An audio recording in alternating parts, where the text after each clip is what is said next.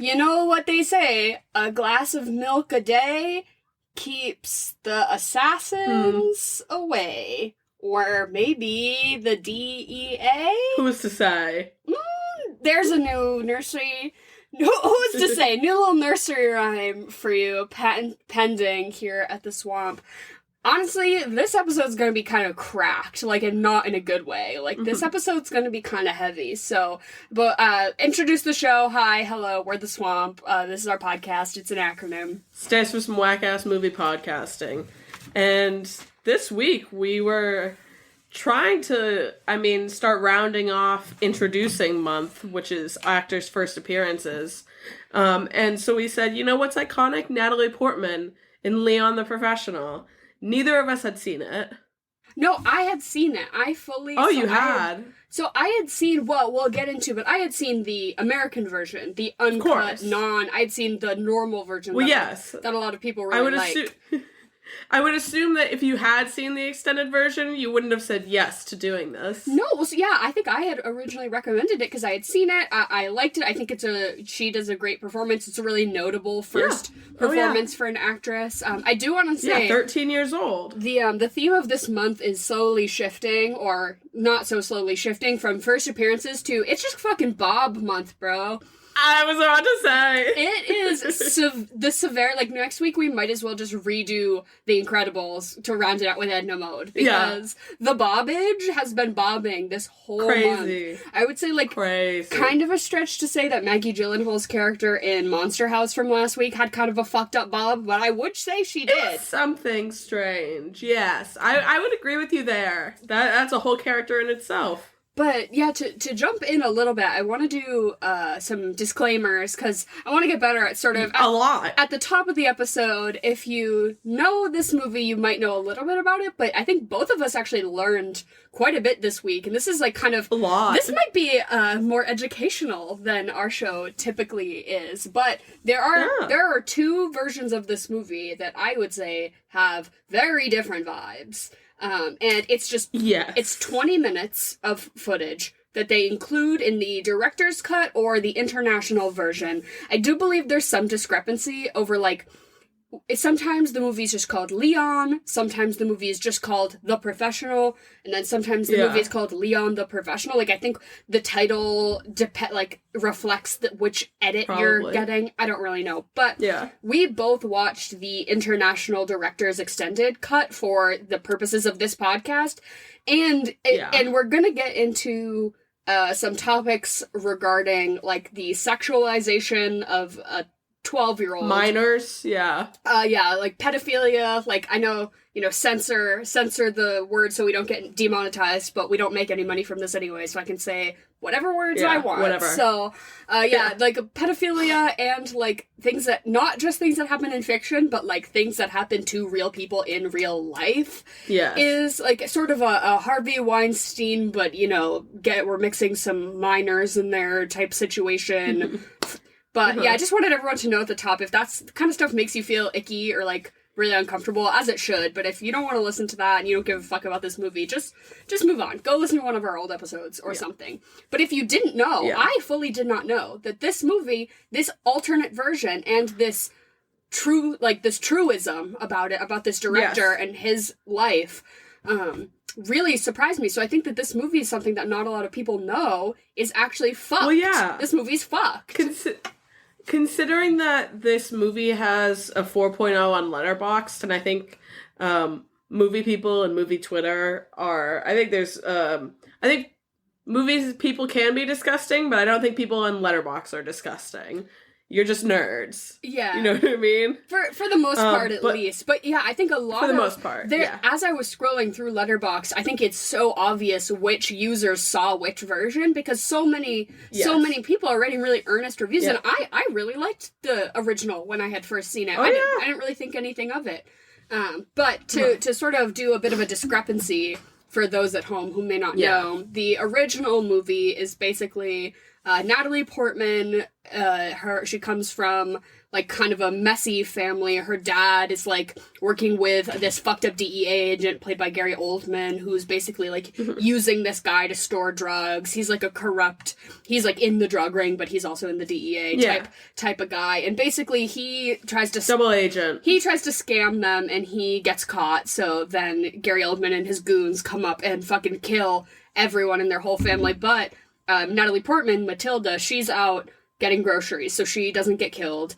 And she comes in, sees the scene, and goes to her neighbor's apartment, and that's Jean Reno playing Léon, who is a hitman, and he just sort of takes her in that moment, because he's like, holy fuck, like, I just heard that girl's whole fucking family get gunned down. Yeah. So he takes her in, and she very quickly is like, I want you to teach me how to be a hitman, so that I can get revenge on these guys who hurt my family. And then there's this sort of long stretch of, like, him teaching her about guns and her, you know, really begging him to show her the ropes and him being kind of hesitant, but also he's this very, like, lonely, reclusive man. Italian man. Shut the fuck up. Like, absolutely in no world is that guy Italian. That is a French man. That's a French dude. That's what I thought when I first started watching this. I was like, oh, of course he's French.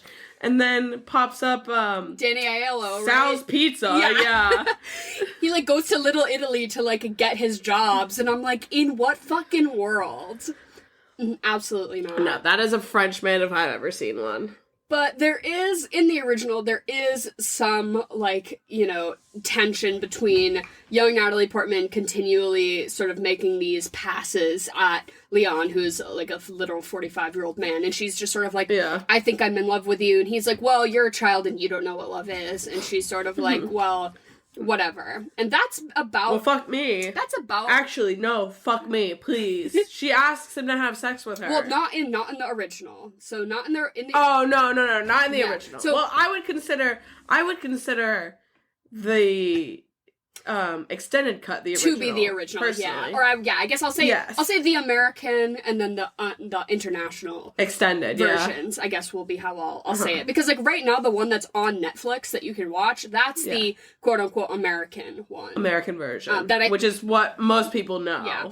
But so she sort of has these complicated feelings about this man. It's sort of like, is it a father figure? Is she interested in him? But she's a young girl, and it's very much portrayed as, like, her whole family just died. She's very confused. She's very lost, and she's maybe, you know, projecting some sort of things onto him. She also is, like, dressed kind of adultish, but it's very clear that she's trying to behave older than she is. She's 12. Yeah. She constantly says she's 18. Like, that sort of thing. Yeah. But it's, in my opinion, in the American version, it's never, like, super overtly, in the context of the movie, never super overtly, like, pedophilic or gross, other than that they do just sexualize young Natalie Portman a little bit in the in the costuming and in the way they make her kind of act a little bit. Yes. But I think that could sort of be brushed as, like, she comes from a rough household. She was, you know, like, her upbringing was probably not super stable. She just probably emulating the people around her. Like, that could be an excuse for it. Yeah, thinking back to, like, who her mother was and how she was portrayed, like, it would make sense.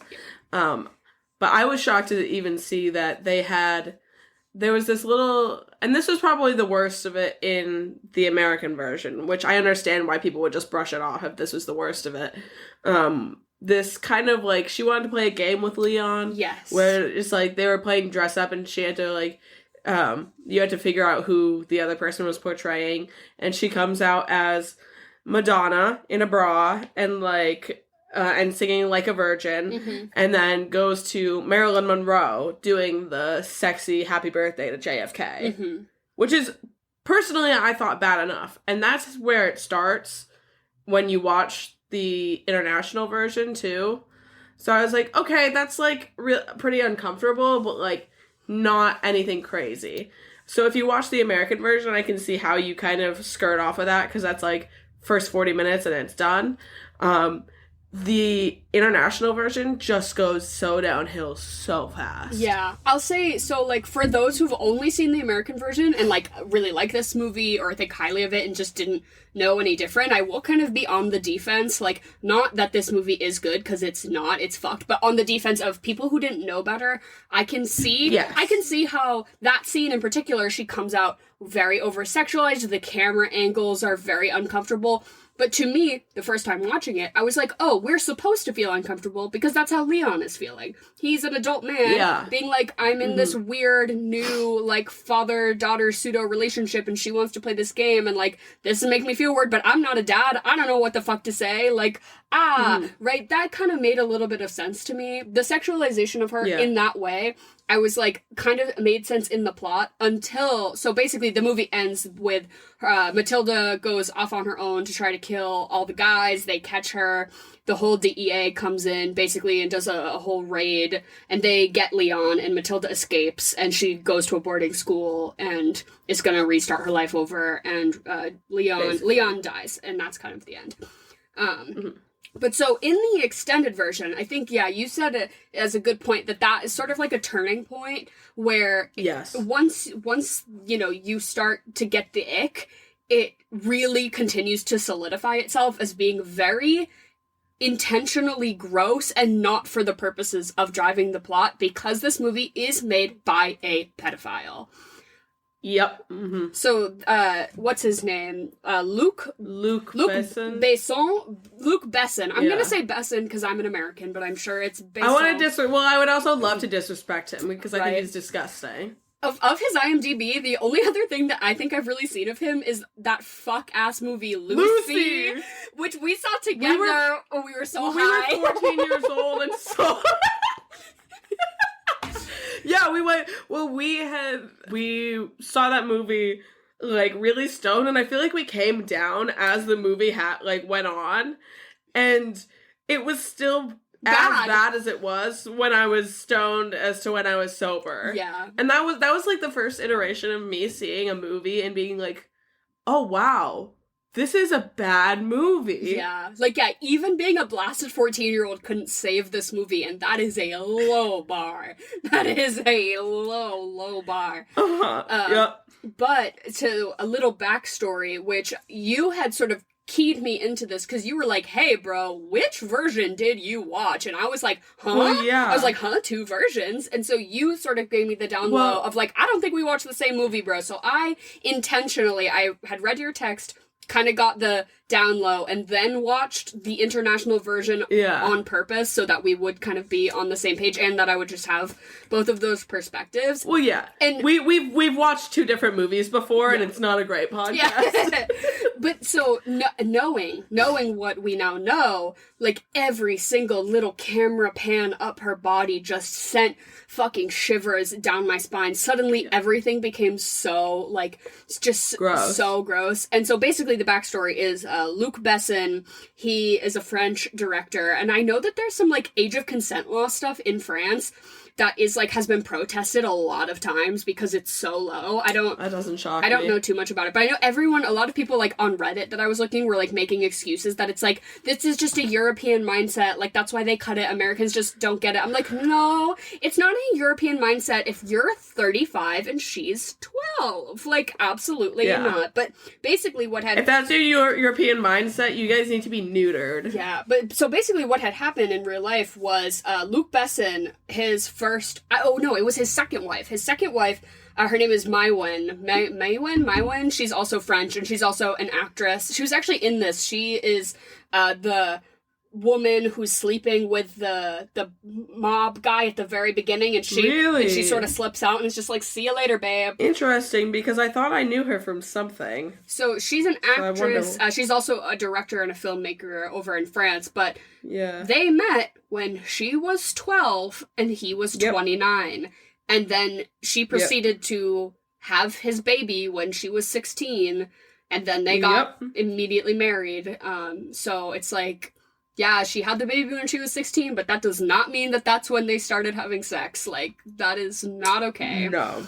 Absolutely not. Another thing that just, like, really just, like, pushed the knife even deeper. I was looking into, like, what else she had done after they had gotten divorced and all that stuff, and I guess that she, like, directed and starred in a movie called, like, Police. It's in French. It's a French movie, but it's about a photographer who shadows a child protection unit that tracks down pedophiles and rescues exploited children from bad situations. So obviously this woman is not only like hyper aware of the abuse that she endured, but also is like trying to educate others and like create art about it. So damn, like that whole situation, so fucked. That guy also has several other sexual abuse, misconduct, rape, violation allegations against him. Like just not a chill guy by any metric. Looking him up, I was really hoping that he was dead, but unfortunately he is alive. But I hope not well. I had believed that Harvey Weinstein was dead for so long, and I would just say that as if it were a fact, and everyone was always like, Dara,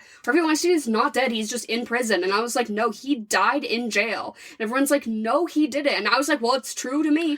I mean, you could have told me that. I think we've definitely had the debate before on the podcast as well, because I was like, is she right? Oh. Yeah, I actually do think I had to, like, retroactively, like, link an article to be like, actually, I said he was dead and that is not true. Well, you just say it with so much conviction that I'm like, she's gotta be right. She obviously knows what she's talking about. Because he should be. Yeah. And also, to get people who are fucked out of the way, Gary Oldman, this is more... Yeah, I don't know enough about the whole thing with Gary Oldman, but you've definitely told me. Yeah, I mean, so somebody recently told me that I need to start using the word allegedly more on this podcast because they were like, you're gonna get sued for libel, continuing to say that Eddie Murphy is a murderer.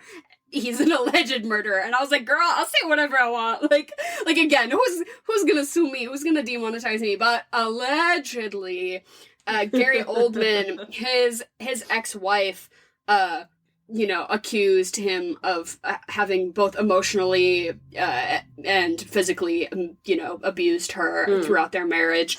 There were never any charges actually brought upon him, and then he was given custody of their children. Wow. Amidst that, and that's all I know about that situation. I don't really know anything else about. I don't know enough about that, but I tend to believe women.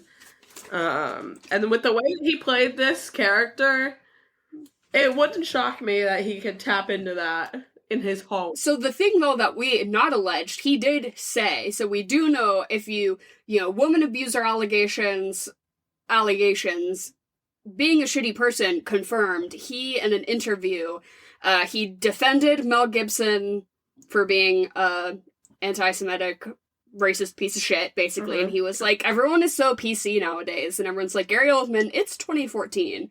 Come on, get with the times, buddy. And he also publicly said that 12 Years a Slave only won Best Picture at the Oscars because everyone was afraid to not vote for it in fear of looking racist. Ugh, not a cute thing to say, buddy. No, dude. So, Gary Oldman, I'm not a fan. I also think he was hamming it up a little too much for me. Yeah. In this role. Why? What were those pills that he was taking? I know it was implied that he, was a drug user and a drug pusher as well as being a DEA guy. Yeah, I don't know. It was probably just some fake shit that, speed. But he would take these pills and immediately crack it and immediately just come. Like, what is the pill that makes you bust a nut on the spot is what he was doing. And he would like shiver and his body like turn into Jim Carrey for like just a second. Yeah. And then lock back in. Yeah, it makes you come while it gives you adrenaline. Your dick doesn't know what to do, so it just But yeah, Gary Oldman didn't really do it for me in this. I thought he was, like, hamming it up a little bit too much. I also think that his character was just very much there, like, in the beginning and in the end, and we didn't really get enough of him throughout for me to, like, really give a shit. Right? Show me the other stuff that he's doing besides fucking with this kid and this dude. Yeah, I don't know. Give me more of a reason to care.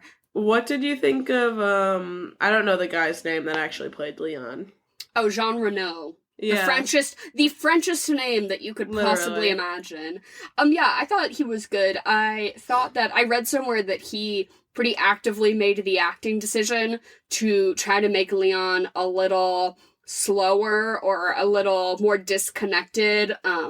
That way, him rejecting Matilda's advances seemed a little more like he's just sort of this blank wall, uninterested kind of a thing, which I think was, smart and good on him as an actor to recognize that situation and be like, oh, if I play him up as a really cool and suave guy that is, like, very charismatic and stuff, like, him turning her down isn't gonna seem super real. He's like, so he has to be kind of, like, this little emotionless, kind of guy. But I thought it was a good performance. Yeah. I think the two of them together were a really great dynamic. It's just a bummer that they had to kind of fucking ruin it by being creepy about it, because in the original I always remembered thinking that it was this cool and fun thing, right? Like he's the sort of stoic, lonely assassin and she's this like girl who's looking, like, desperately looking for a place to belong in the world, and it's just like sort of they find each other. And there are a lot of scenes that like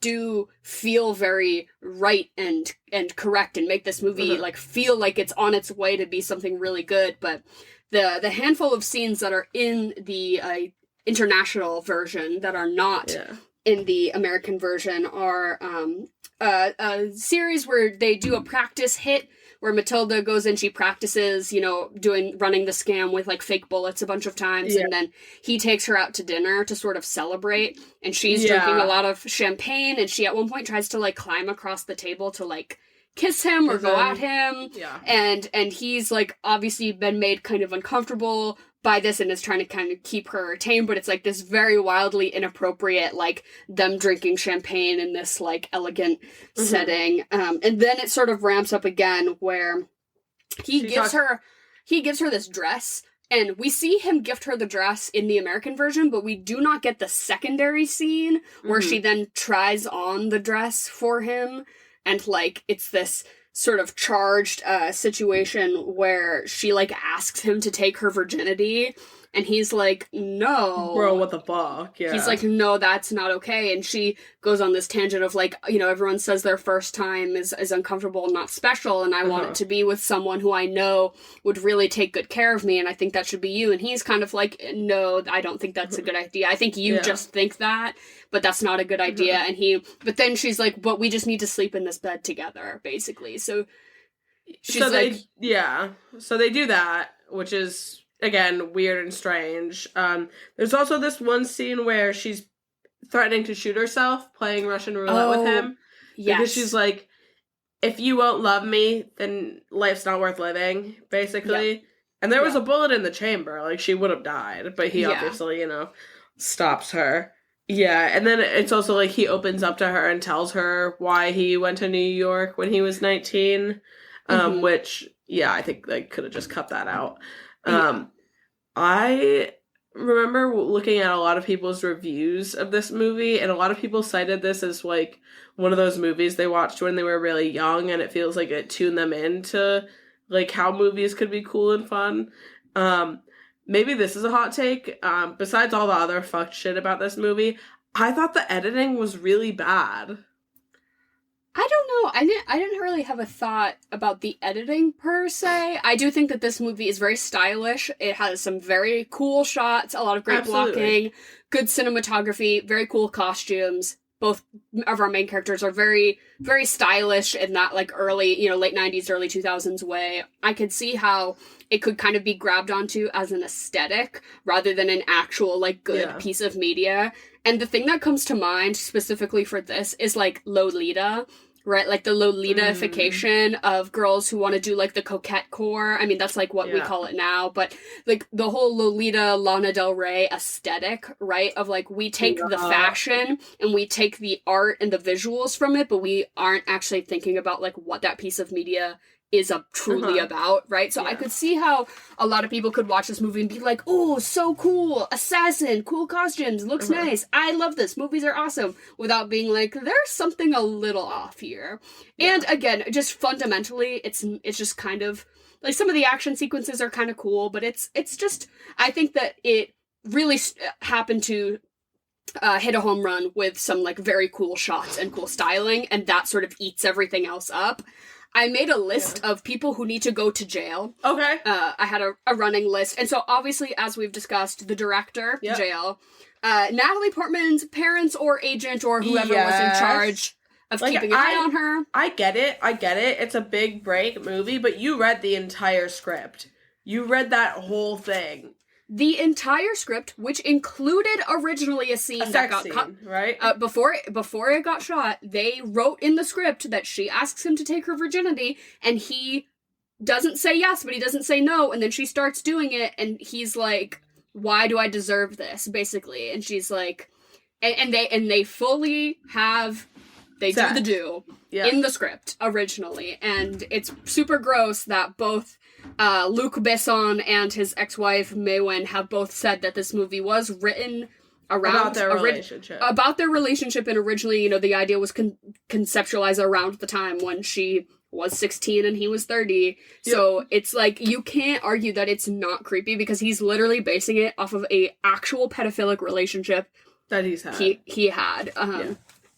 But the other person I put on the jail list is the music supervisor. Why? Okay, did you, when they were playing that fucking Venus is a Boy song by Bjork, that was like, his hands caress my body. Like, what are even, I'll Google the lyrics. Venus is a Boy by Bjork plays while Natalie Portman is doing chores around the house. I didn't clock that. But just, there are some music choices, and the dinky, like, toy box, like music when Natalie Portman comes on screen, but they're, like, panning up her body. Yeah. He's exploring the taste of her, arousal, so accurate. He sets off the beauty in her. He's Venus. He's a boy. Oh my god! His wicked sense of humor suggests exciting sex. His fingers, they focus on her and touches. He's Venus as a... Like, this song is not okay, and they're putting this over... actual living, breathing child is Natalie Portman. Like, that is the choice not...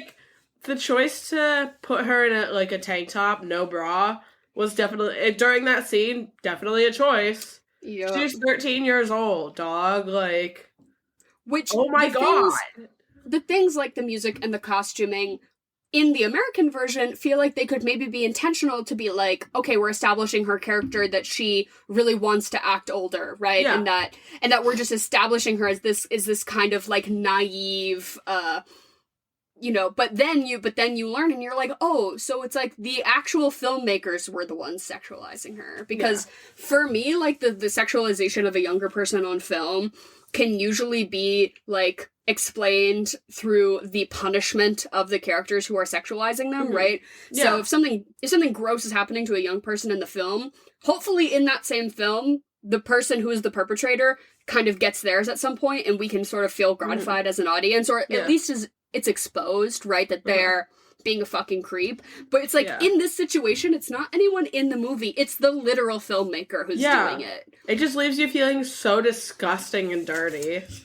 Which, it does remind me of, like, the Lolita situation. I've never seen the Stanley Kubrick one. I've never seen any of the movies, but I know in the book, it's, like, the main character, it's from the point of view of the pedophile, and he basically openly admits to being, he says, though, he's like, I'm manipulative, I'm a predator, I'm a bad person, and the book addresses that very blatantly. There's no ambiguity that this situation is bad throughout this whole thing. And this movie, I'm like, okay, you're gonna paint it as this, like, doomed love story, as this, like, they're, like, two fated souls twisting in this situation, but they could never be together because of this thing that's, like, dividing them. Because you're adding some ambiguity to it, and there should be no ambiguity about a child and an adult being together. Yep. Mm-hmm. And the thing about it is no one says anything. No one in the movie says anything. I mean, Danny, what's his name? Aiello? Danny Aiello? You can obviously see his character is really uncomfortable with it. And like, hey, this feels wrong and weird. And he kind of assumes that, like, the worst of, like, Léon in that way, which, again, we see that it's not that for him. But, like, he doesn't ever say anything. Yeah, he is. Bro, if your homie starts hanging out with a 14-year-old girl, say something to him.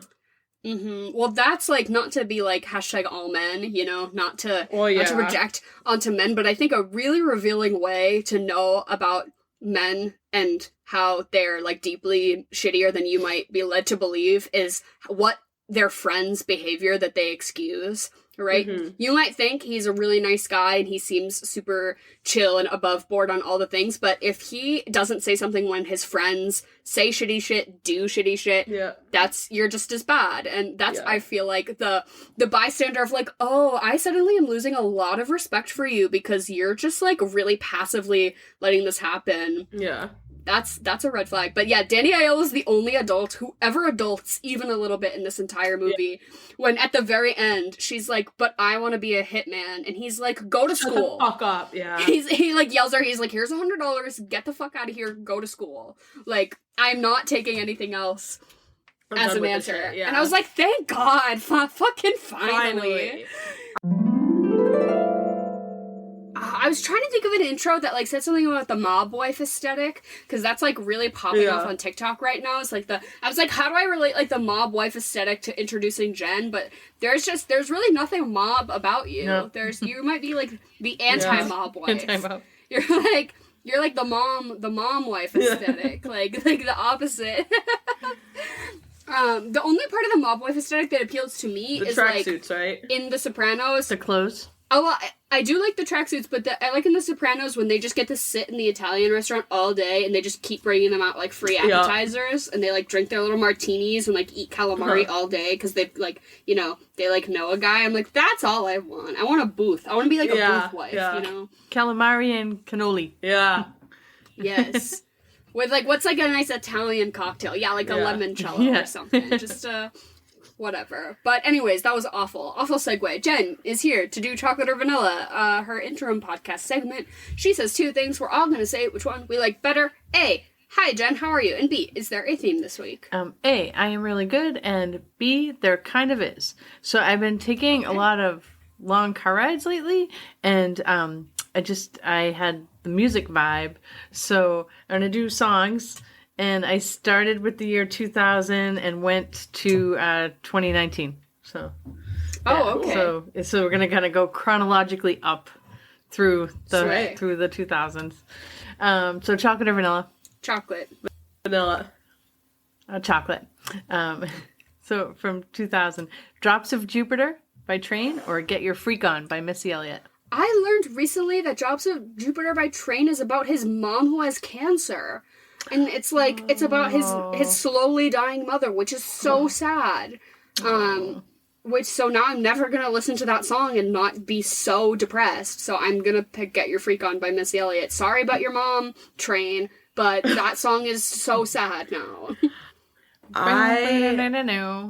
As much as I love Get Your Freak On, I used to love Drops of Jupiter as a kid. And I remember it being one of the first, like, songs I knew all the words to. So I'll have to go with that one. But I love the song Drops of Jupiter. I am going to have to re-listen to it with the sad... Yeah, and cry. Vibes, yeah. Next one. Hot in Here by Nelly or Crazy in Love by Beyonce. Oh! Just that first, like, 3 bars of It's Hot in Here by Nelly is, like, playing in my mind right now. So good. It's hot and so I gotta pick that. Both are fire though. Yeah, I think though what song I would be more likely to, like, get caught speeding and crash my car to would be Crazy in Love. So I'm gonna rock with that one. I'm gonna go with Hot in Here by Nelly. Next one, Hey Ya by Outkast or Holla Back Girl by Gwen Stefani. Hey Ya by Outkast is scientifically proven to be the greatest recorded song of all time. No flaws. Perfect. Hype, high energy, all of it. That's someone who bobbed their ass off. Yeah, right? Hey Ya by Outkast, name me a better song. You can't. It can't be done. Can't be done. So I'm going to agree with you there. Hey Ya. Yeah, Hey Ya for the sweep. Mm-hmm. Next one. So You Had a Bad Day or Umbrella. Oh, Umbrella by Rihanna. That is a good. Also, what song did they mash that Singing in the Rain / Umbrella on Glee? That was one of my most played. I loved that little mashup. Was that on Glee, or are you thinking of the Tom Holland lip sync? No, it was totally on Glee. Glee did it first. But also the Tom Holland lip sync to that really, like, that did change something in me in whatever year that came out, 2017. That was a big one for me. Yeah, I know it was. What was the other option besides Umbrella? So You Had a Bad Day. Oh, it's gotta be Umbrella. Yeah. So I'm gonna go with So You Had a Bad Day, because they used to play that when they kicked someone off of American Idol. Yes. Mm-hmm.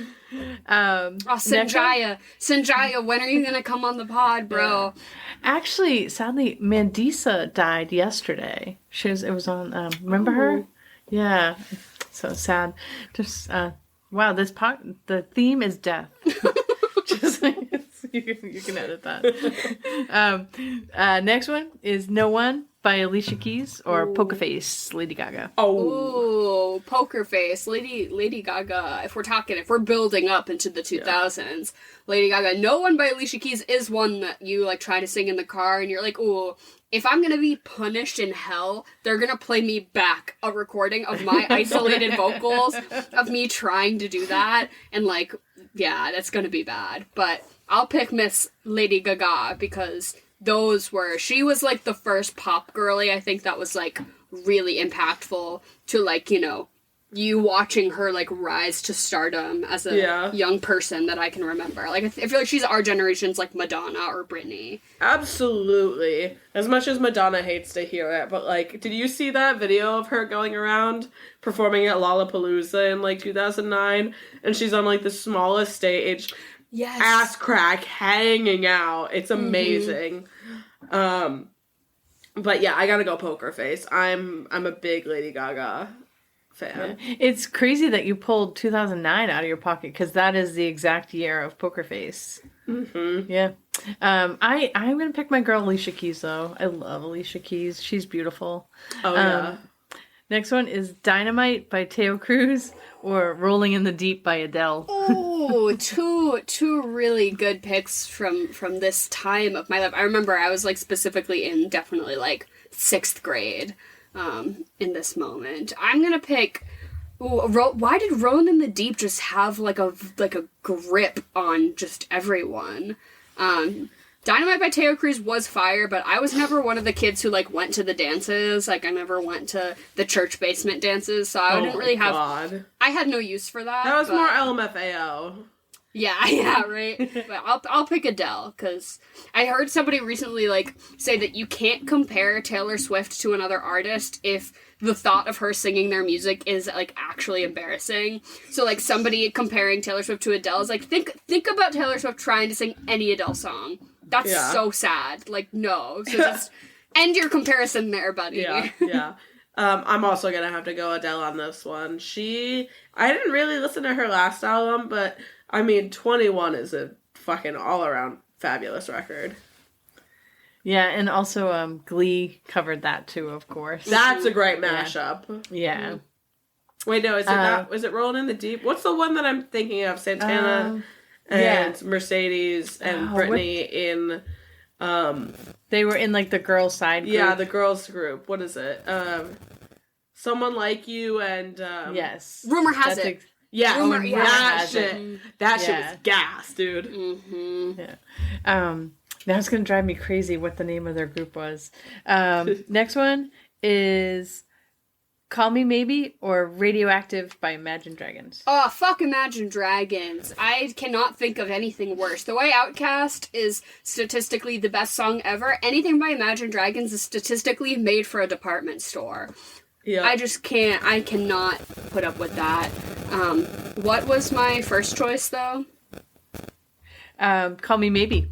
Oh, Miss Carly Rae. I agree with the tweet I saw recently that Carly Rae Jepsen is the perfect level of famous, that she has a very niche, dedicated fan base who go to her shows and support her to the point where she can continue to make music, tour, and sell albums, but nobody knows anything about her personal life. She will not get stopped in public. She can do whatever the fuck she wants and no one cares. That's kind of perfect. She's kind of rocking it. Yeah, absolutely.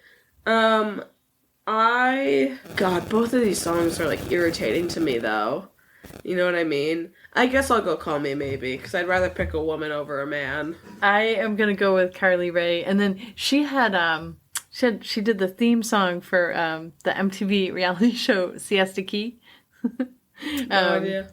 Cut to the Feeling, and they would show them all, like, there were all these rich kids, you know, they'd show them, what's it called when you wakeboarding and stuff like that. Yeah, to that song.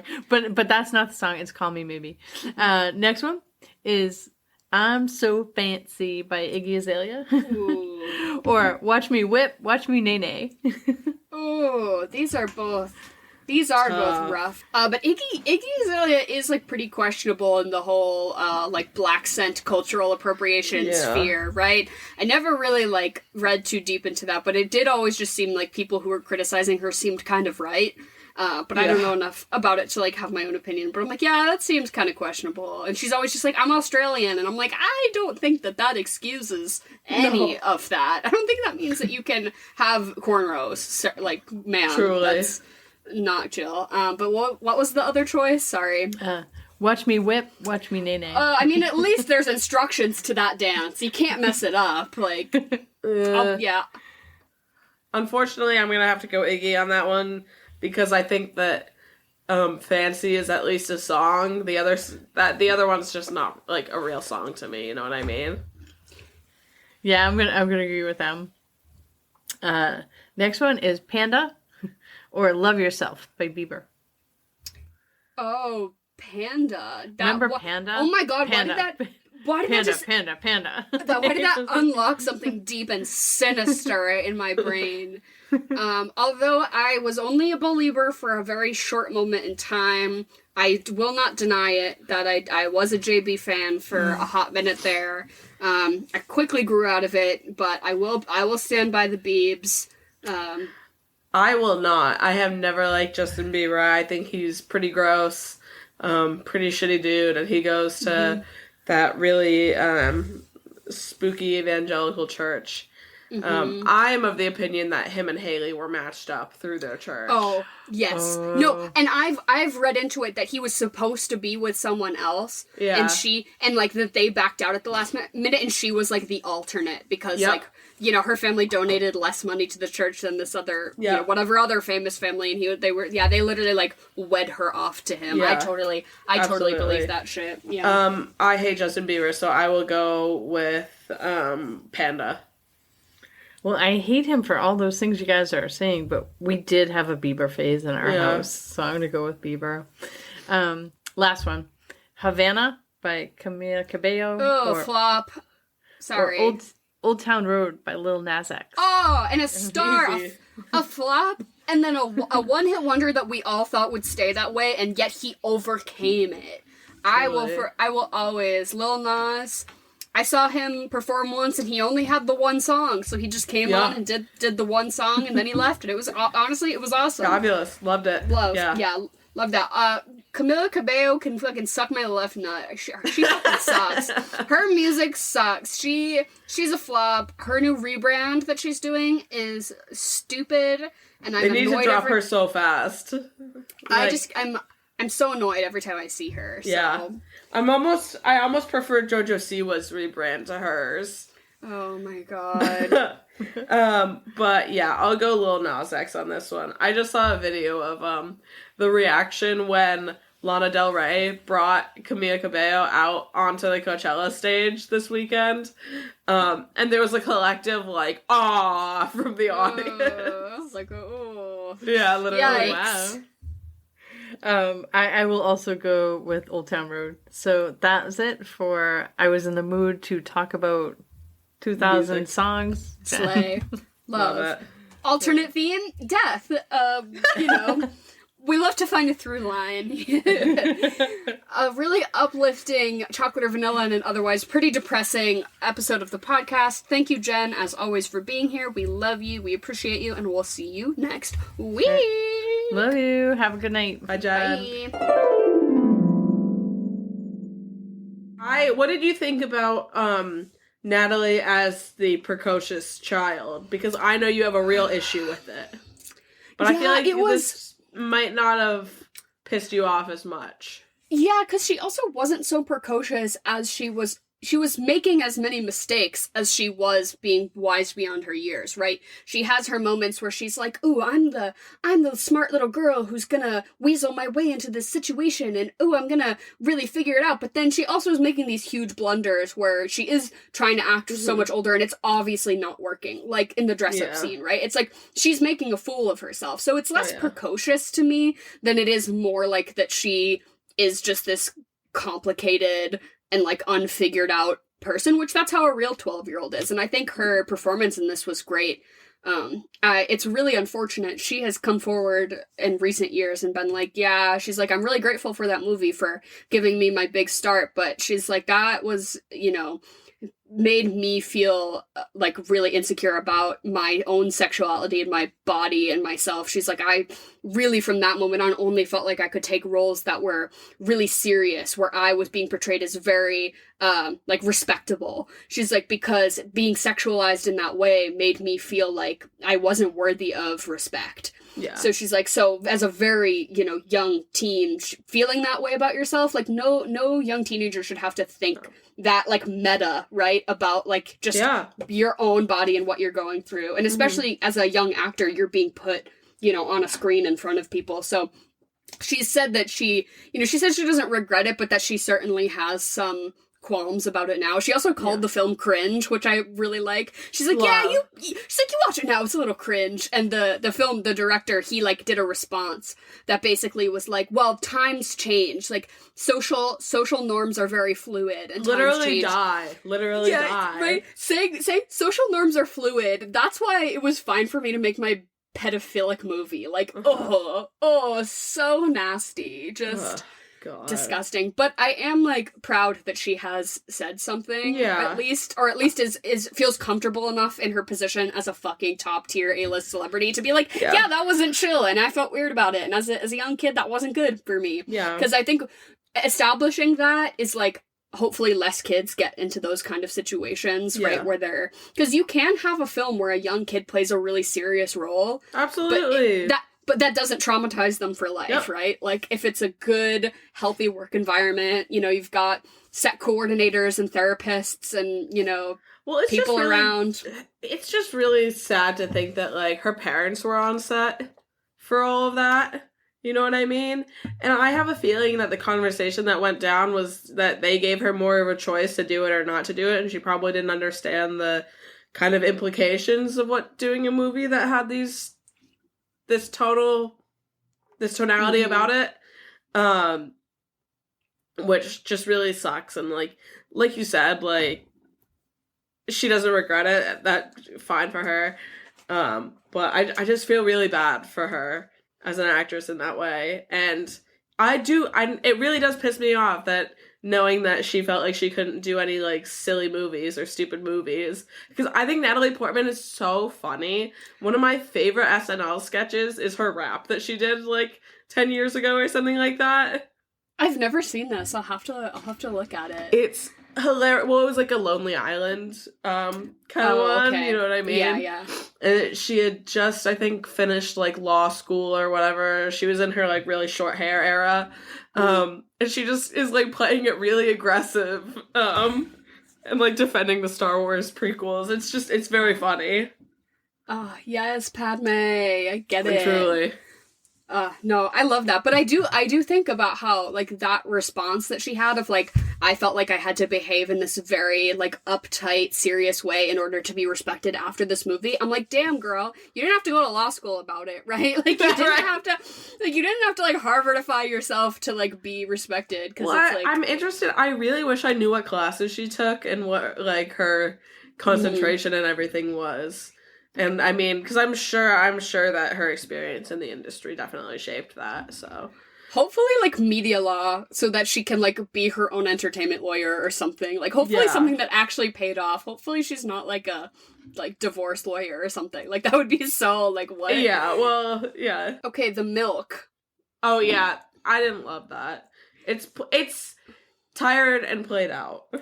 Yeah, it is. I have a Letterboxd playlist called Menacing Milk, and it's every time the trope is used that the evil guy, drinks the milk, because it's so overdone, and I'm like, why? And the explanation is just as simple. It's just that, like, oh, milk is very pure and childlike, so to have an evil character drink it is, like, very juxtaposing, and it's like, milk can curdle and turn bad, and I'm like, what? Then why? I'm like, I don't want to watch someone drink 8 glasses of whole milk in a row. Do apple juice or something. My stomach was turning. The part where she was like, can we do something different today? And he's like, no, drink your milk. I'm like, she's fighting for her life in the bathroom. Like, little Natalie Portman weighs 73 pounds, and you're making her drink a gallon of milk a day. Dude, she's blasting. Like, the milk of it all I was just like, can we just pick, like, a cooler symbolism to do? I don't know. I would have them drinking Capri Suns. Oh, pounding those little jug juices, just pounding those. Mm-hmm. Or like the Kool-Aid with the nipple top. That would have been really on brand for this. Love that one. Yeah. See, what would be even more menacing is if someone got, the like ice pops that are in plastic. Oh, and you freeze them. Don't freeze them, and you just shoot them. Oh, that sounds, that, like, gave me a cavity. Like, just thinking about that liquid. What do you call those things? I call them freeze pops. I think I also called them freeze pops, but if somebody called it an ice pop, I would know what they were talking about. Yeah. And it's like an American regional thing, where in other parts of the country, they call them some whack shit. Like, yeah. I don't even, off the top of my head, I don't even know, but... Mm-hmm. Yeah, those little... It's like knit, the way that is so regional. But it's like all over they call them different things, but it's like, I don't know, man, that's an ice pop. Like, yeah. A freezy, they call it a freezy somewhere. I'm like, I don't know. If you were like, do you want a freezy? I would assume you were handing me like a slushie. Or like... yeah. I don't know. I also thought that, like, when they were up, like, practicing with the long-range gun, I don't know anything about guns. Sniper? When they were, like, the sniper, I guess? Yes. The one with the little telescope. That's a sniper. When they were up on the roof, and he was like, okay, do a practice hit, but obviously we don't know until very, after that it was fake. I did really like that scene. So that one, though, when she does it, I'm like, JFK. I'm like, they show who she shoots, and it's John F. Kennedy. They're in Dallas. I wanted that turn, Rewind. It's the 60s. Who was her first kill? She was the second shooter. Yeah, oh yeah. Mm-hmm. That could have been kind of fierce. That would have been a way better movie. I really liked this, like, super niche, I don't even know if it was, like, a Hulu show or, like, an Amazon, some random streaming platform made a TV show of a Stephen King book that was, like, about who the second shooter was, and it was, like, James Franco time travels to, like, stop the JFK assassination. Oh my Literally, God. Nobody but me has ever watched this show. Nobody but me knows what I'm talking about, but it's all about, like, the grassy knoll. I don't know. I had a weird JFK who the second shooter phase was for, like, a hot minute. I was gonna say. It was during the pandemic. I was, like, listening to a lot of JFK podcasts, and then I was like, wait, I don't care about this. I was like, the only person who wants to talk to you about that is, like, the worst guy you know. Yeah. I'm like, I don't want to talk to anyone your grandpa. about the JFK. Yeah, like, literally, like, your Republican grandpa who cares a little bit too much about the JFK assassination. So I dropped that. But there's a good Netflix series about how Matilda is the second shooter, if you want to check it out. With other known piece of shit, James Franco. Yeah. Do you want to get into our regularly scheduled programming? Yes, as I'll just drop as my last piece of fact as I'm looking at my notes. The Me Too, like the Me Too movement, the hashtag that they use for that in French obviously, translates to expose your pig. And I just thought that was kind of... I love that. I was like, Me Too is fine, but I'm like, we should ramp it up to, I like expose your pig. Like, that's a little hitting harder. Yeah. But yeah, as I was reading about, the whole truth of it all and the situation, that there was a bit about, like, French age of consent laws and stuff, and a lot of the fuck shit that happens in their, Hollywood or, media movie making stuff. Like it's fucked everywhere, but expose your pig. Let's bring that. Let's bring that hashtag to America, because let's make these men accountable for their actions. Please. Yeah. Because Natalie Portman shouldn't have to feel gross about herself for a decade for a movie she was in with a bunch of men who didn't have to feel bad about anything, ever. Yep, exactly. But I had kind of a tough time with food and drink for this movie because I really was just, like, feeling, like, sick. I was like, this is, like, making my skin crawl, and, like, I do not want to be eating. I certainly don't want to be drinking milk. That's for fucking sure. No.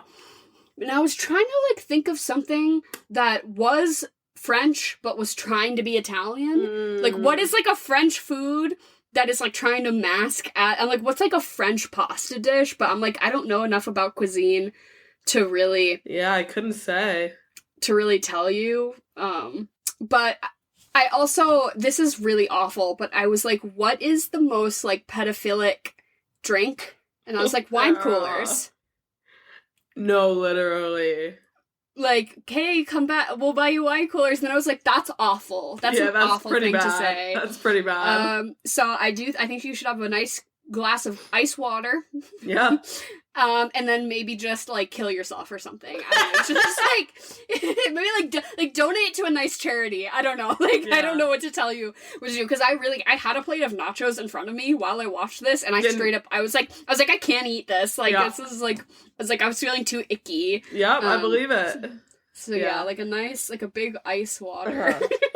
What about you? I know that's, like, an awful answer.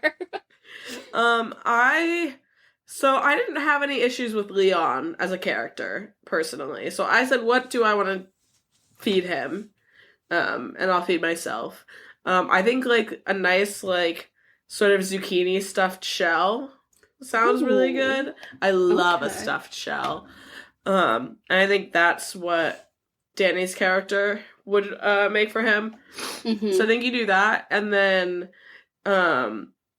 limoncello, like, out of the little glass. You can make a spritzer if you want, but I think you need to get, like, really drunk to watch this movie, and then get mad about it, and then smash your TV.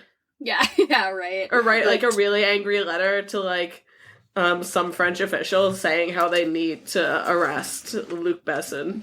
Ugh, like, so icky. And the thing that it started to make me feel even more icky afterwards, right, was knowing that I had previously liked this movie and was a part of a group of people who just didn't know any better, right? And you go on Letterboxd and there are all these 4 or 5 star reviews of people who are making great points about why this is a really cool and fun movie. But I'm like, I need to... Not anymore! I'm, like, individually DMing, like, getting, after 3 glasses of wine, when I just start DMing anyone, I'm, like, sending links to articles to strangers, just, like, hey, just so you know. just to make you aware. And then to follow this movie up, you could obviously just watch Matilda, a movie about a child who is treated with respect and dignity and, all that good stuff. But I do think a movie about a father-daughter duo where he trains her to be an assassin, that it is a fun dynamic, is Kick-Ass. Oh, love that. Yeah, with Nicolas Cage and little Chloe Grace Moretz, and I think that movie's just a lot of fun, and I needed a little breath of fresh air of something after watching this, because I was like, ooh. I agree with you there, and I'm gonna counter Kick-Ass with Nice Guys. Yep. With another precocious child, and Ryan Gosling's screams. That movie is, like, in a weird part of, like, a void of my mind that I always forget about it, and then somebody will post something, and I'm like, oh, fuck, like, does that exist? I liked that movie. I'm like, was it a fever dream that I had? Or, like... We watched it very drunk after podcasting one time, so... But it's, like, I always just, like, that, it just gets wiped from... It's like learning the rules to a card game. Like, I learn them and I can do it, and then it just goes out the window, and the next time I have to do it, I'm like, I simply don't recall. Teach me? Yeah. But, and out of 10, I have to just, like, give it the nooch, right? Like, it's just fucked. Big goose egg. And this was, Henry notably gives every movie 5 stars on Letterboxd. This is the one that at first didn't pass. No, he says everything is past Phil, and he's like, oh, the lowest you can do is a half star? No, I can't even do that. He's like, no rating. He's like, only review, no rating. Yeah, fail. exactly. He said every movie is a 5 or a 0. It's a yes, no, it's a pass, fail. So this is our first on the books Henry fail, which I'm like, yeah, that checks. Rightfully so. Mm-hmm. And yeah, sorry that this episode was kind of a bummer this week. I wasn't intending it for it to go so south, but I'm tasking all of you out there to be missionaries and spread the word that this is a fucked movie.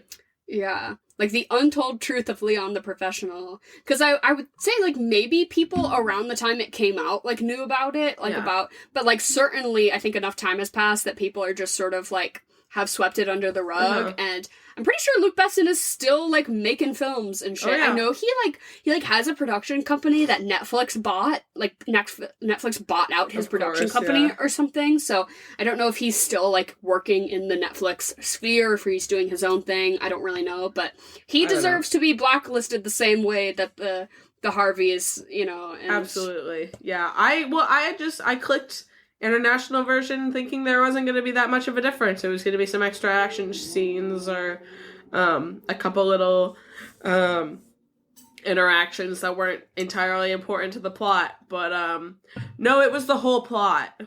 Yeah, it was those 20 minutes really made a world of a difference. Yeah. And you don't go watch this movie. You don't have to. If you've seen the original, don't even go watch the international one to, like, educate yourself. Don't give any more money to whoever has that.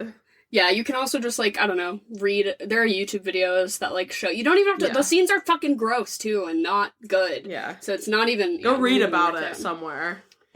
But is the theme of this month first performances, or is it Bob's? We might change it to Bob's. We'll find out next week. Is next week this month or next month? Let me look at a calendar. Oh, I think it's next month. No! Next month is a different theme, so... Fuck! I totally forgot. So next month we'll be doing a May pun that we still have yet to decide. Oh, so shit, So send in your last minute May requests. In the past we have done Ewan McGregor, Paul Mayno, and Meryl Streep. Mm-hmm. So we'll be doing another Actor May pun month. So keep your ears open for that. Also, go check out our episode last week. We had some guests from the Pop Culture Vultures podcast. They were great, and we're gonna go be on their show, so keep your eyes out for that. We'll post links in the descriptions and on our socials and stuff, but sometime in upcoming weeks, we're pretty pumped for that. And as always, thank you for listening. Thank you for sending in your questions, comments, concerns, movie suggestions, all of it to our social media, our email. All of our stuff is in the description. Mm-hmm. You know what to do. You know the drill. Also, Patreon stuff this month. That's gonna happen at some point. So if you're listening and you're like, hey, where's my bonus episode? Sorry, it's coming. Emily just has to find time to go see Monkey Man. So. Emily just has to get her ass up and go to work. Nobody wants to work these days and go see a movie for our podcast that we don't make any money from. And I'm just gonna leave you with a little smooch. And goodbye, good night, and we love you.